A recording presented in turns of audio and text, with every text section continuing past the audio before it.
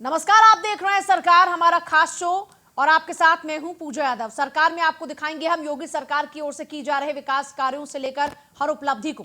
सरकार में हम दिखाएंगे आपको वैक्सीनेशन को लेकर सरकार के फैसले की अब तक क्या कुछ अभी तक जो नतीजे हैं उन नतीजों को लेकर हम आपको हर तस्वीर दिखाएंगे और वैक्सीनेशन पर सीएम योगी ने क्या कुछ कहा। इसके साथ साथ भ्रष्टाचार पर सख्त योगी सरकार की ओर से क्या कुछ कार्रवाई की गई है और उस कार्रवाई के बाद क्या असर हुआ ये भी हम आपको दिखाएंगे।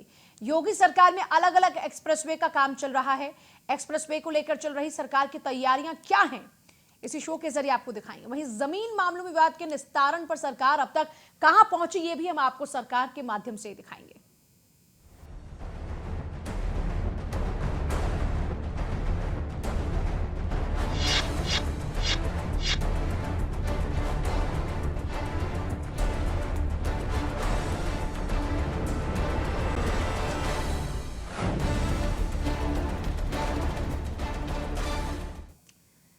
और सबसे पहले शो में आपको दिखाएंगे वैक्सीनेशन। देश भर में वैक्सीनेशन का दौर शुरू हो चुका है। सीएम योगी बलरामपुर अस्पताल पहुंचकर वैक्सीनेशन को जानने और परखने के लिए पहुंचे।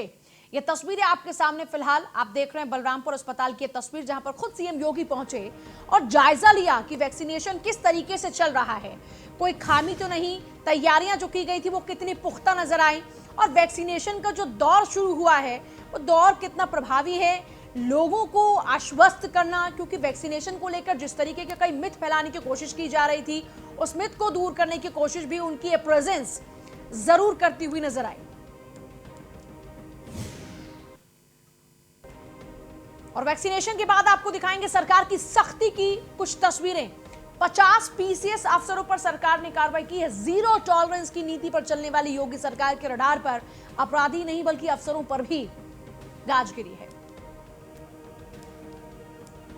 और चलिए अब अगली तस्वीर आपको दिखाएंगे, क्योंकि दो तस्वीरें हमने आपको बताई कि आज सरकार में हम आपको क्या कुछ दिखाने जा रहे हैं। इसके अलावा अब बात होगी भ्रष्टाचार पर सरकार के वार की।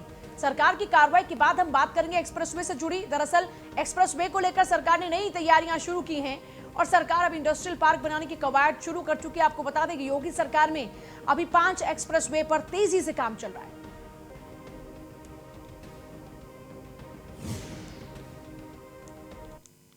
और आखिरी में आपको दिखाएंगे योगी सरकार की ओर से चलाई जा रही वरासत अभियान की तस्वीर। जमीन विवादों के निपटान के लिए योगी सरकार का प्लान रंग लाया है।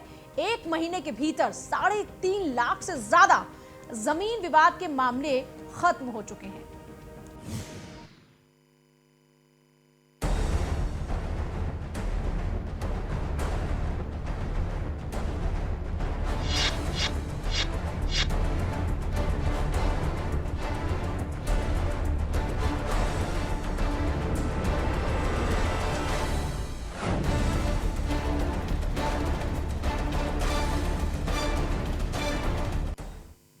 महामारी के दौर में देश के तमाम राज्यों के मुकाबले योगी सरकार ने बहुत ही बेहतरीन काम किया। यहां तक कि WHO ने भी सीएम योगी की तारीफ की। 16 जनवरी की तारीख कुछ ऐसी कि इतिहास के पन्नों पर दर्ज रहेगी। महामारी के खिलाफ वैक्सीनेशन का आगाज हुआ और खुद सीएम योगी बलरामपुर पहुंचे, टीकाकरण का निरीक्षण भी किया, लोगों से अपील की कि लोग अपनी बारी का इंतजार करें। मैं भी अपनी बारी पर टीका लगवाने जरूर आऊंगा।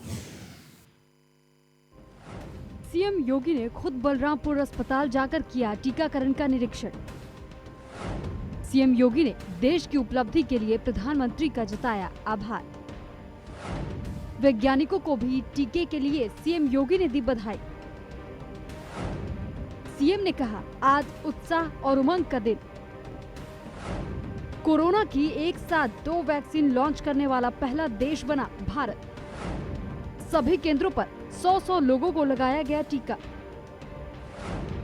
सीएम ने की अफवाह फैलाने वालों से सावधान रहने की अपील। सीएम ने टीकाकरण के लिए अपनी बारी की प्रतीक्षा करने की अपील की। सीएम ने कहा, अपनी बारी आने पर ही मैं कराऊंगा टीकाकरण।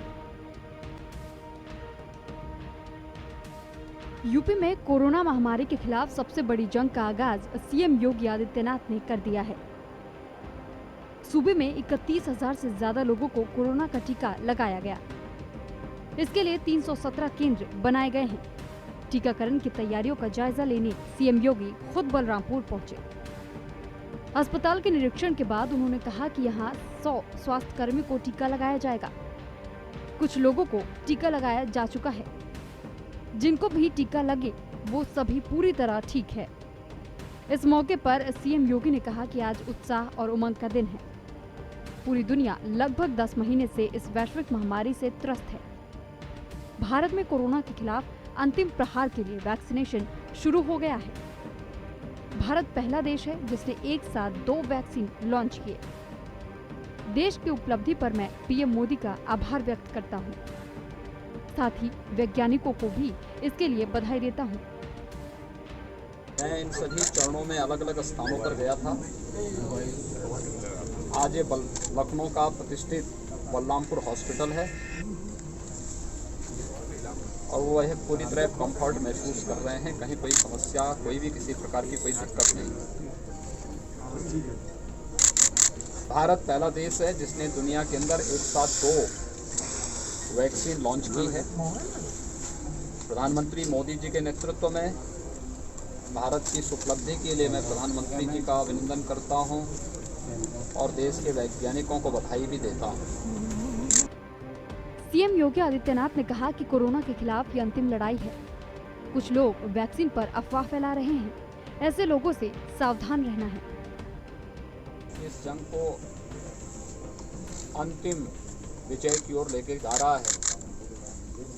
खुद निहित स्वार्थी तत्व जो अफवाह फैलाने का कार्य कर रहे हैं, उन सब से सतर्क रहने की आवश्यकता है। और मैं खासतौर पर मीडिया से जुड़े हुए आप सभी मित्रों से इस बारे में अपील करूंगा कि इस पूरी मुहिम में आपने देखा होगा जो सकारात्मक भूमिका मीडिया की रही, हमारे हेल्थ वर्कर्स की रही, कोरोना वॉरियर्स की रही और समाज के विभिन्न स्वयंसेवी संगठनों, सामाजिक संगठनों ने जिस प्रकार की सकारात्मक भूमिका के साथ प्रधानमंत्री मोदी जी के नेतृत्व में इस लड़ाई को लड़ा था, उसी सकारात्मक भूमिका के साथ वैक्सीनेशन के लिए भी भगदड़ या छीना झपटी या किसी प्रकार की अफवाह से बचे बगैर हमें वैक्सीनेशन के कार्यक्रम में एक सकारात्मक भूमिका निभाने और साथ साथ अपनी बारी का इंतजार भी करने की आवश्यकता है। एक बार फिर से मैं यहाँ पे भी उन सभी हेल्थ वर्कर्स को मिल के आया हूँ। इसमें हमारे डीजी हेल्थ भी हैं और डीजी फैमिली वेलफेयर भी उन्होंने भी लगाया है। कई हमारे यहाँ के जो डॉक्टर्स हैं उन्होंने लगाया है, स्टाफ नर्स हैं उन्होंने वैक्सीन अभी दिया है और आधे घंटे से बैठ कर के वे लोग इस चीज़ को देख रहे हैं और बहुत सफलतम वैक्सीन है, सस्ती वैक्सीन है, दुनिया की सबसे सस्ती वैक्सीन, लेकिन सबसे सफल वैक्सीन भारत बनाया है। मेड इन इंडिया की इस प्रधानमंत्री मोदी जी के इस संकल्प को आगे बढ़ाने का भी एक बहुत महत्वपूर्ण अभियान है और कोरोना के खिलाफ देश की लड़ाई को विजय की ओर अग्रसर करने का भी महत्वपूर्ण अभियान है। वैक्सीन के लिए हर कोई अपनी बारी का इंतजार करे। मैं भी अपनी बारी का इंतजार करूंगा। सीएम ने प्रदेशवासियों से महाअभियान को सफल बनाने की अपील भी की है। मैं इस अवसर पर उन सभी को जिन्होंने कोरोना के खिलाफ देश की इस लड़ाई को आगे बढ़ाने में अपना योगदान दिया है, आज जब वैक्सीनेशन का एक कार्यक्रम प्रारंभ हो रहा है पूरे देश के अंदर एक साथ, उत्तर प्रदेश के अंदर भी हम लोगों ने पूरी तैयारी की है और प्रथम चरण में हेल्थ वर्कर्स को इसके साथ जोड़ा गया है। ये ज़रूरी है कि वैक्सीन लगाने के बाद 28 दिन के बाद दूसरा डोज भी इसका लेना। इसके बाद कम से कम 12 से 15 दिन का इंतज़ार करके, क्योंकि इसको एक्टिवेट होने में 12 से 15 दिन का समय लगेगा। सावधानी तब भी बरतनी पड़ेगी। 2 गज की दूरी और मास्क जरूरी, ये महत्वपूर्ण होगा और उसका पालन करते हुए निश्चित ही ये वैक्सीन कोरोना चेन के संक्रमण को तोड़ने में और कोरोना से देश की इस लड़ाई को विजयी की ओर अग्रसर करने में बहुत बड़ी भूमिका का निर्वहन करेगा। मैं अपने सभी हेल्थ वर्कर्स को सेकेंड फेज में या वैक्सीन कोरोना वॉरियर्स को दी जाएगी। इसमें सभी पुलिसकर्मी, सुरक्षा के जुड़े हुए जवान, राजस्व से जुड़े हुए, home delivery, door step delivery से जुड़े हुए जितने भी हमारे लोग थे उन सभी को, सफाई कर्मियों को इसके साथ जोड़ा जाएगा। और इसके बाद तीसरे चरण में 50 साल से ऊपर के नागरिकों को और 50 साल से नीचे के उम्र के उन लोगों को जो विभिन्न प्रकार की बीमारियों से पहले से ग्रसित हैं, उन्हें इसके लिए लेने की प्रक्रिया प्रारंभ हुई है। मेरा विश्वास है कि हर व्यक्ति अपनी बारी का इंतजार करके दुनिया के सबसे बड़े टीकाकरण के अभियान के साथ एक सकारात्मक भूमिका के साथ जुड़ेगा। सीएम योगी ने ट्वीट कर कहा, प्रधानमंत्री नरेंद्र मोदी की स्वस्थ भारत के प्रति प्रतिबद्धता का ही परिणाम है कि आज कोरोना टीकाकरण अभियान का पहला चरण शुरू हुआ है। सभी प्रदेशवासियों से अपील है कि टीकाकरण के लिए अपनी बारी की प्रतीक्षा करें और इस ऐतिहासिक महाअभियान को सफल बनाएं। यूपी में आज 31,700 लोगों को वैक्सीन लगाई गई। टीकाकरण के लिए 317 केंद्र बनाए गए हैं। राजधानी लखनऊ में 12 केंद्रों पर टीकाकरण हुआ। इनमें 8 सरकारी और 4 निजी अस्पताल शामिल हैं। वैक्सीनेशन के लिए 5-5 सदस्यों की टीम बनाकर स्वास्थ्य कर्मियों को टीका लगाया जाएगा। वैक्सीन की दूसरी डोज 28 दिन बाद लगाई जाएगी।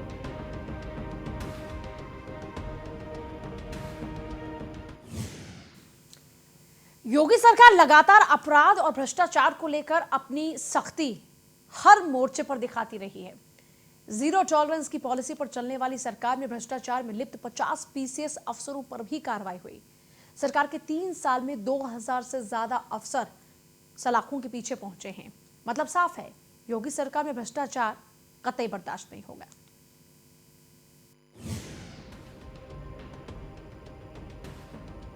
मुख्यमंत्री योगी आदित्यनाथ की अपराध और भ्रष्टाचार को लेकर जीरो टॉलरेंस की नीति का असर पीसीएस अधिकारियों से लेकर जिले स्तर तक के अधिकारियों और कर्मचारियों पर दिख रहा है।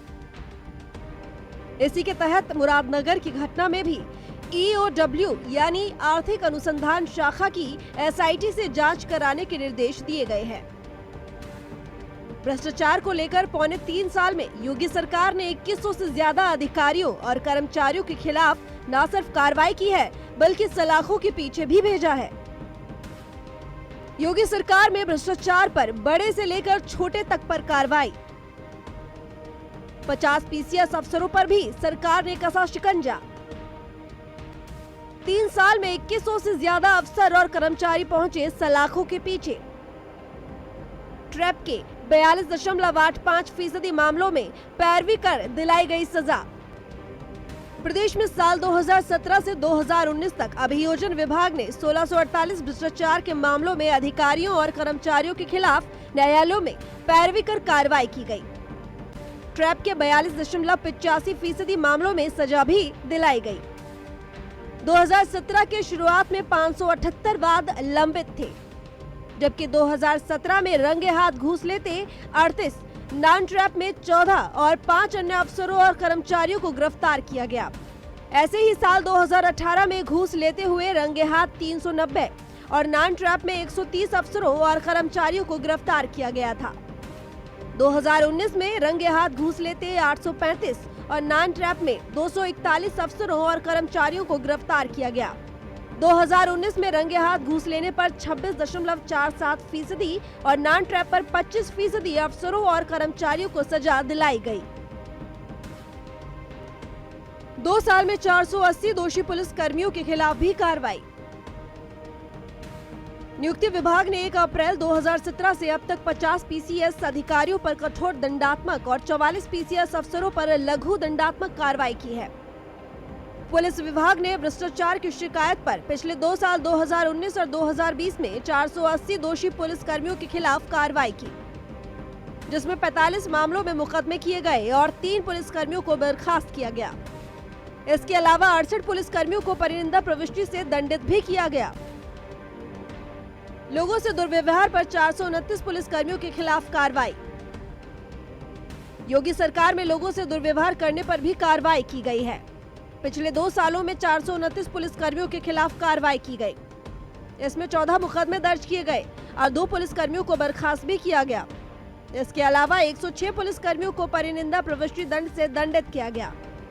मतलब साफ है, योगी सरकार किसी भी तरीके से जीरो टॉलरेंस की नीति को पीछे नहीं छोड़ना चाहती और खाकी पर कार्रवाई के यही संकेत है। Bureau report, news 1 India.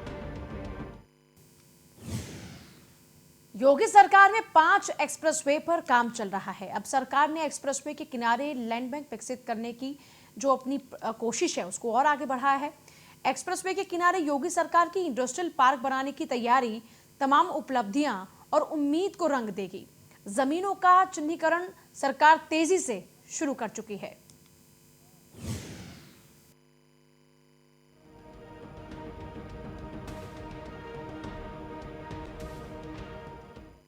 विकास की ओर अग्रसर सरकार का एक और कदम।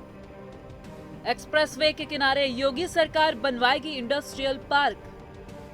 प्रदेश में औद्योगिकरण को बढ़ावा देने के लिए सरकार का फैसला। योगी सरकार एक्सप्रेसवे के किनारे लैंड बैंक विकसित करने जा रही है, जिससे भविष्य में उद्यमियों की मांग के हिसाब से इंडस्ट्री के लिए जमीन मिल सके। शुरुआत में आगरा लखनऊ एक्सप्रेसवे और पूर्वांचल एक्सप्रेसवे के किनारे लैंड बैंक बनाए जाएंगे। आगरा लखनऊ एक्सप्रेसवे पर ट्रांसपोर्टेशन पहले से ही शुरू हो गया है। मार्च तक पूर्वांचल एक्सप्रेसवे पर भी यातायात शुरू हो जाएंगे।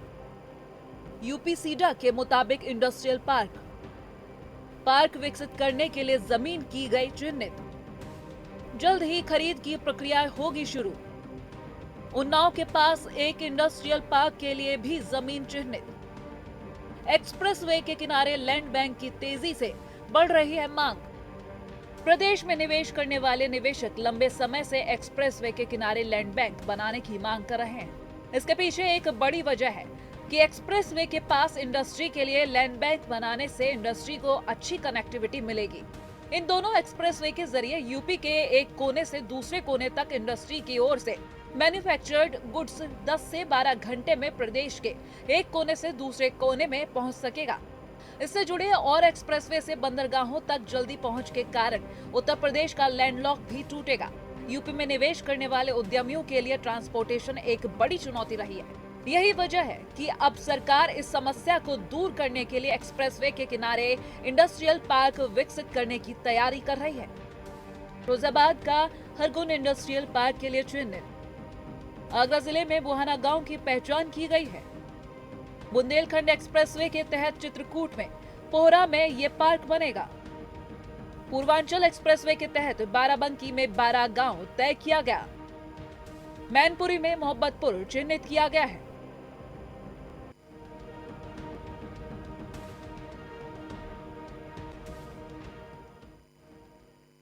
12 दिसंबर 2020 को योगी सरकार ने विशेष वरासत अभियान शुरू किया। अभियान का मकसद था कि प्रदेश में जो जमीन विवाद हैं उनका निपटारा बहुत ही तेजी के साथ हो, और कुछ ऐसा हुआ भी। इस अभियान से जमीन विवाद के निपटारे में तेजी आई और 1 महीने में 3.5 लाख से ज्यादा विवाद के मामले खत्म हुए। उम्मीद यह है कि 15 फरवरी के बाद वरासत से संबंधित एक भी विवाद नहीं बचेगा। 1 महीने का हुआ विशेष वरासत अभियान। लंबित वरासत के 3.5 लाख से ज्यादा प्रकरण निस्तारित। सीएम के विशेष वरासत अभियान को ग्रामीण जनता का मिल रहा जबरदस्त समर्थन। कि भूमि संबंधी विवाद के निराकरण करके होने वाली व्यापक जनधन की हानि को रोक सकता है। और इसीलिए आपने देखा होगा पिछले दिनों देश के यशस्वी प्रधानमंत्री आदरणीय नरेंद्र मोदी जी ने देश के अंदर स्वामित्व योजना लागू की। उत्तर प्रदेश ने स्वामित्व योजना के अंतर्गत बहुत अच्छा काम किया और हमारा प्रयास होना चाहिए कि आने वाले समय में एक समयबद्ध तरीके से हम लोग स्वामित्व योजना का लाभ इस देश के गांवों को, गरीबों को, अनुसूचित जाति, जनजाति, अति पिछड़ी जाति से जुड़े हुए उन लोगों को दें जिन लोगों के पास अपने स्वयं के आवास के कागज मौजूद नहीं है, क्योंकि उसके मन में एक नया विश्वास भरेगा जब उसको अपने आवास में, जहां पर उसका आवास है, उस भूमि का भी जब स्वामित्व का लाभ उसको प्राप्त होगा तो उसके मन में व्यवस्था के प्रति एक दृढ़ भावना जागृत होगी। इसलिए स्वामित्व योजना का लाभ प्रदेश के सभी नागरिकों को उपलब्ध हो सके, इस दिशा में हमें तकनीक का उपयोग करते हुए इसको युद्ध स्तर पर आगे बढ़ाने का कार्य करना होगा। और जिस दिन हम इसे करने में सफल होंगे, मेरा ये मानना है कि बहुत बड़ी राजस्व से संबंधित भूमि संबंधी विवाद का समाधान करने में हमें सफलता प्राप्त होगी। राज्य में भूमि विवादों को जड़ से खत्म करने को लेकर मुख्यमंत्री योगी आदित्यनाथ के निर्देश पर शुरू हुए विशेष विरासत अभियान को 1 महीना हो गया है। इस 1 महीने के दौरान ग्रामीण क्षेत्रों में इस अभियान को जनता का भरपूर समर्थन मिलता हुआ दिखाई दिया, जिसके चलते पिछले 15 दिसंबर से अपनी जमीन अपना अधिकार, सबको मिले अपना उत्तराधिकार के संकल्प से शुरू करते हुए इस अभियान के तहत 1 महीने में ही राजस्व विभाग ने विरासत से संबंधित 3,68,700 आवेदनों को निस्तारित किया है। 15 दिसंबर से अब तक 4,37,840 आवेदन पत्र प्राप्त हुए, जिसमें 3,68,709 आवेदनों का लेखपाल के स्तर से राजस्व विभाग ने निस्तारण किया। ग्रामीणों से प्राप्त शेष बचे आवेदनों को भी निस्तारित करने की प्रक्रिया चल रही है। चंद दिनों में ही इतनी बड़ी संख्या में विरासत संबंधी मामलों का निस्तारण किए जाने से अब राज्य के गांव-गांव में विशेष विरासत अभियान में रुचि लेते हुए लोग बढ़ चढ़कर आवेदन कर रहे हैं। इसे देखते हुए यह दावा किया जा रहा है कि आवेदन करने वालों की संख्या में इजाफा होगा। आवेदन करने वालों की संख्या में इजाफा होगा और आगामी 15 फरवरी के बाद राज्य में विरासत से संबंधित एक भी विवाद नहीं बचेगा। इस अभियान के प्रति लोगों का रुझान देखते हुए ही मुख्यमंत्री योगी आदित्यनाथ ने राज्य के सभी मंडलायुक्तों और जिलाधिकारियों को विशेष विरासत अभियान में प्राप्त आवेदनों का 100% ऑनलाइन रजिस्ट्रेशन कराने के निर्देश दिए हुए हैं। इस विशेष विरासत अभियान को जहां सरकार बहुत महत्व दे रही है, वहीं जनता का सहयोग भी मिल रहा है। सरकार चाहती है कि सालों से लंबित विरासत संबंधी एक भी मामला शेष न रहे। इसी सोच के तहत 15 दिसंबर से प्रदेश की सभी ग्राम पंचायतों और ब्लॉकों में विशेष विरासत अभियान चल रहा है। राजस्व विभाग के अफसरों का दावा है कि 15 फरवरी के बाद राज्य में विरासत संबंधी प्रकरणों को निस्तारित कर दिया जाएगा और ऐसा करने वाला उत्तर प्रदेश देश का पहला राज्य होगा।